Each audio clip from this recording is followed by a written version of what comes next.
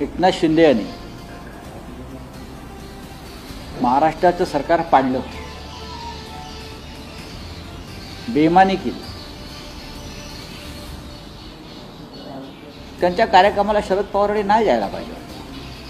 ज्यांना आम्ही महाराष्ट्राचे शत्रू समजतो त्यांच्याबरोबर जे लोक खुलेआम बसलेले आहेत जाऊन,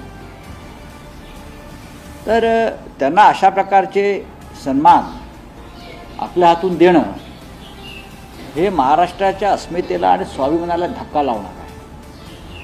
आम्हाला तुमचं दिल्लीतलं राजकारण जे काय आहे हे आम्हाला माहीत नाही. आम्हाला राजकारण कळतं माननीय पवारसाहेब, पण आम्हाला सगळ्यांना या गोष्टीच्या महाराष्ट्राला नक्कीच वेदना झालेल्या आहेत. हे काय सुरू आहे म्हणजे हे माननीय शरद पवार साहेबांनी आता याच्यावरती खुलासा केला पाहिजे. काल त्यांनी सत्कार केला आहे त्यांचा, तो पण माधवजी शिंदे यांच्या नावाने सत्कार केला.